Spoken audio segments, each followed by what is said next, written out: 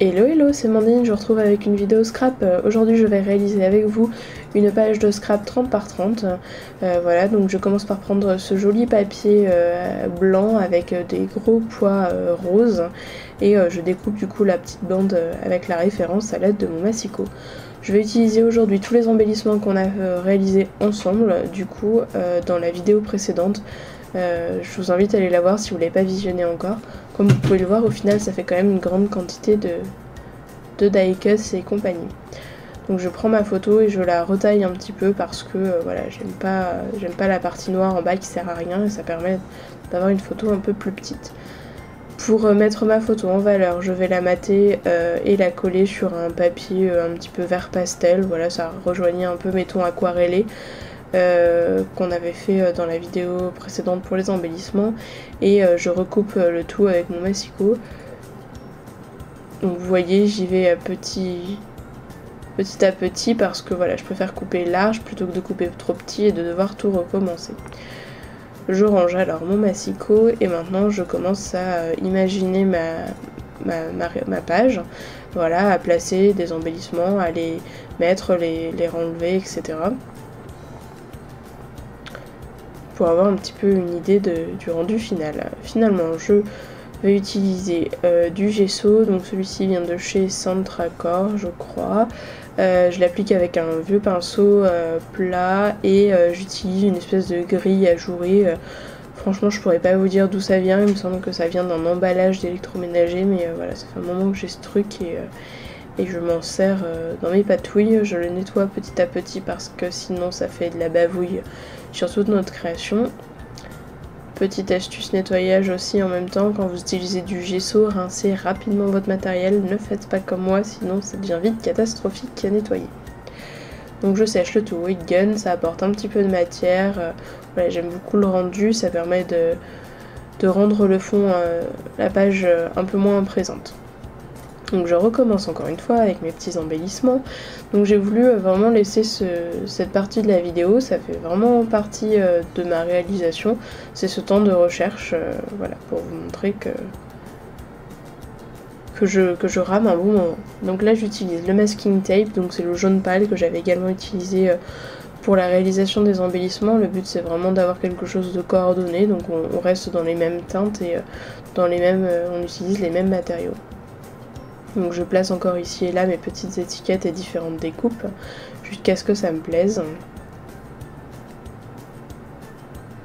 Voilà, j'utilise ici les petits cœurs et les petites formes qui avaient été découpées précédemment.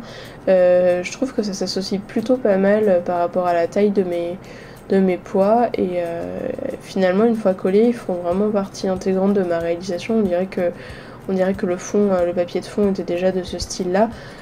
Encore une fois on pourrait penser que ce papier fait partie de la collection d'embellissements achetés voilà, sur internet, mais non pas du tout, c'est du fait maison. Donc je mets un peu de temps à les positionner, à les renlever, à les remettre jusqu'à ce que ça me plaise.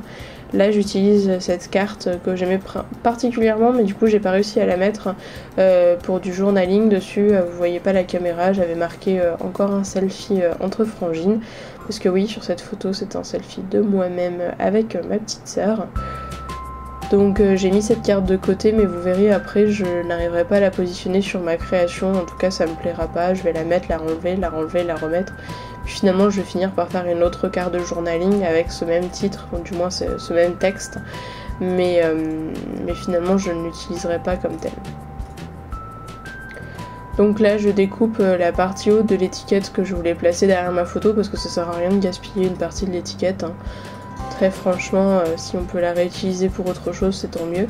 Là, j'utilise de l'adhésif double face et comme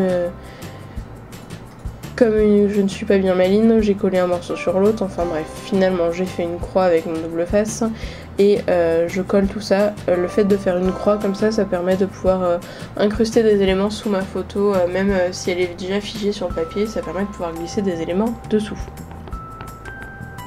Donc vous voyez, hein, je galère bien avec ce morceau de cette étiquette de journaling et puis je vais finir par complètement la retirer. Et je placerai cette petite étiquette là pour pour remplacer la précédente, donc celle qui est aquarellée là que vous voyez sur la gauche. Donc je colle le tout avec une colle venant de chez Action, c'est une colle universelle qui n'a pas une odeur très agréable mais qui colle plutôt bien, un bon rapport qualité-prix par rapport à la glu, les tubes verts que j'utilise habituellement. J'en suis vraiment plutôt satisfaite. Elle met un peu de temps à prendre mais voilà, le résultat est là en tout cas. Donc je découpe mes petits papiers, mes petits embellissements qui dépassent, je repositionne le tout. Et j'utilise un alphabet en stickers de chez Casey Art qui m'a gentiment été offert par Coco. Coco, si tu passes par là, un gros bisou à toi. Donc Coco, c'est ma marraine de scrap, c'est grâce à elle que je me suis lancée dans mon blog et dans le scrap réellement parce que on a échangé plusieurs fois autour du scrap et elle s'est débarrassée de petites choses qu'elle n'utilisait pas, mais pour moi c'est vraiment devenu une vraie mine d'or. Ça a été un sacré coup de pouce au niveau du matériel et voilà, au niveau de la motivation également.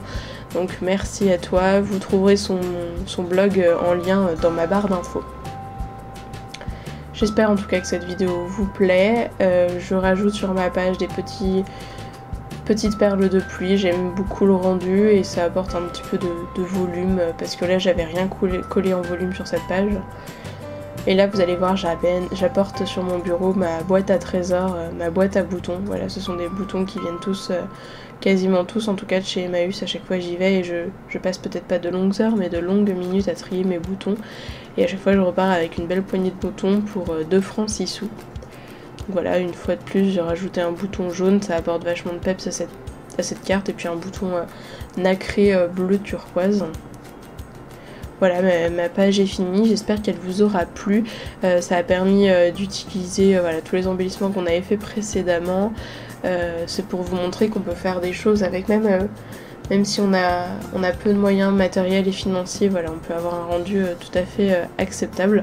Moi j'aime bien cette page pleine de peps et de couleurs, et je vous laisse admirer tout ça. Je vous dis à bientôt, bye bye.